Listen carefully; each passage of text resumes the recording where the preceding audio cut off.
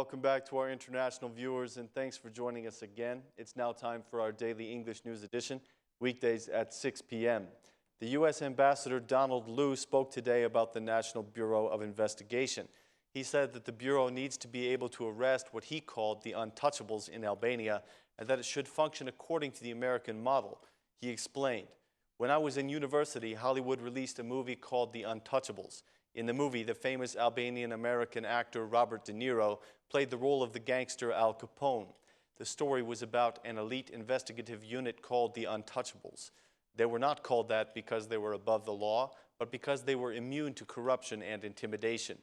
At a time when Chicago was famous for deeply entrenched high-level corruption and mafia control, this incorruptible, independent unit was able to arrest the famous Al Capone. This is what we hope will be created in Albania, an independent investigative unit for combating corruption and crime committed by high-level officials. There is a proposal for this to be one of the duties of the National Bureau of Investigation, which should be modeled after the American FBI." Mr. Liu went on to say that the United States will be investing in Albania's new bureau. He said, "We have set aside millions of dollars to pay for the equipment and training of these policemen. They will be trained at the FBI Academy in the United States. An FBI agent will also be assigned to Tirana to support the Bureau's establishment.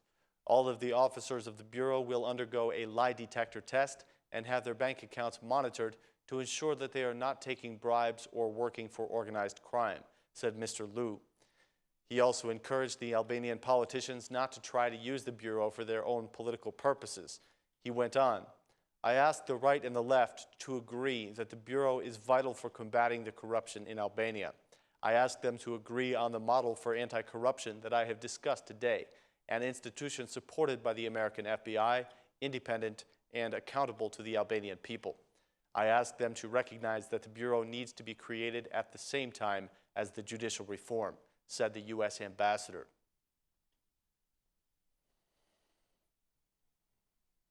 The Ad Hoc Commission for Justice Reform was convened today to discuss the points on which there are still disagreements.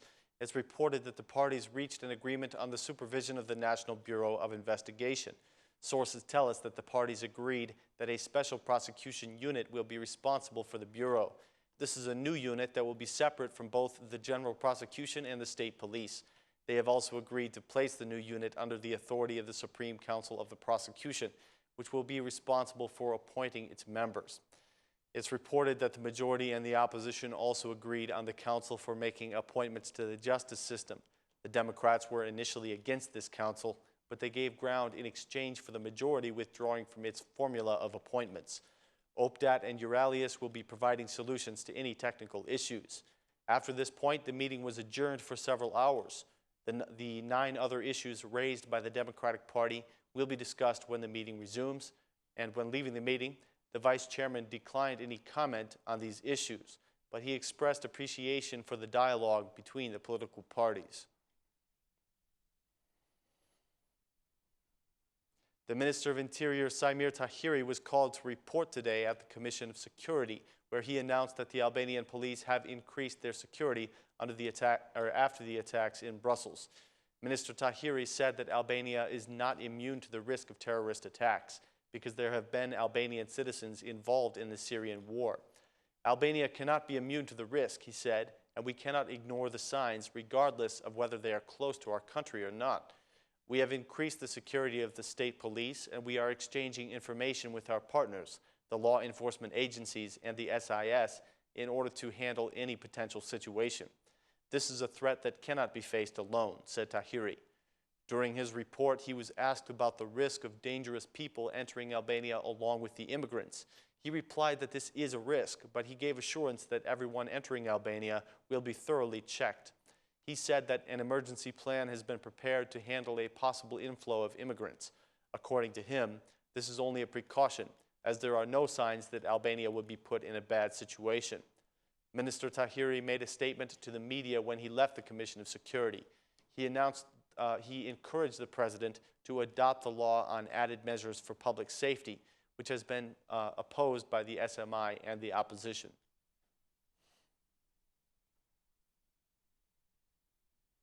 The government has fulfilled one of its electoral promises and one of the key criteria for the opening of negotiations with the EU. During Wednesday's government meeting, a decision was adopted to return all the unoccupied properties to their rightful owners. A fund of $24 million will be set aside to compensate the owners for their loss of property.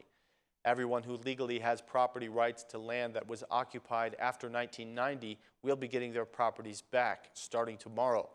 The decision was announced today by the Minister of Justice, Manjani.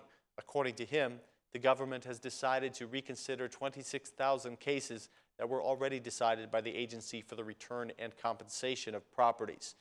He made the following comment. Starting tomorrow, the government will begin returning properties if they are not occupied. If they are, they will compensate the owners from a fund of $24 million. There are also 23,000 hectares of agricultural land available for non-monetary compensation. This is the government's decision according to the property law.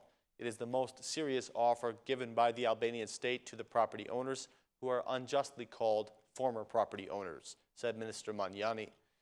He reminded the citizens who have not submitted requests for their property to do so, saying that all requests will be considered by the agency.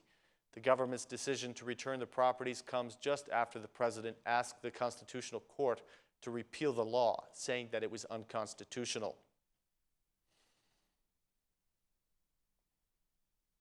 The chairwoman of the Authority for Fair Business Competition, Lindita Milo, reported today at the Economic Commission.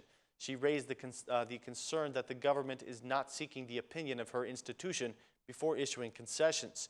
Reporting on the activities of her organization in 2015, she spoke about the problems with court rulings.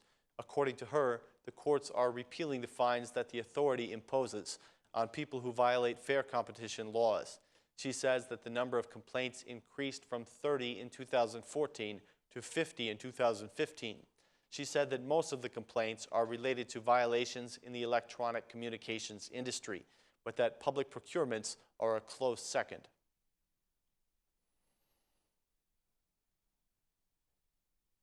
According to a recent study at the national level, Albania has not made great progress in gender equality.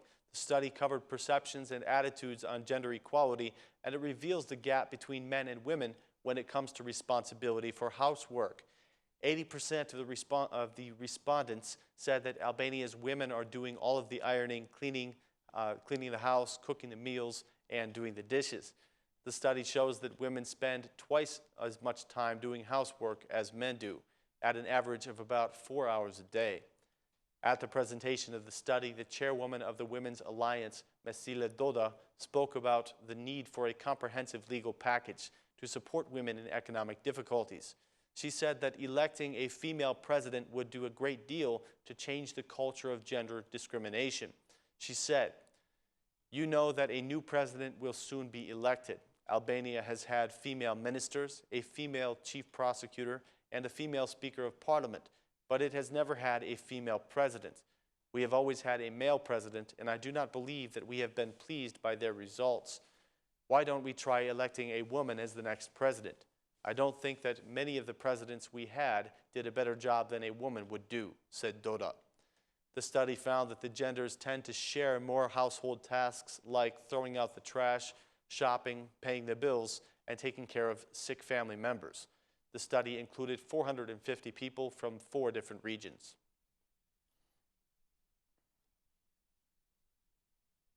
Thanks for choosing Aura News as your source for updates in English. Have a great night and see you tomorrow.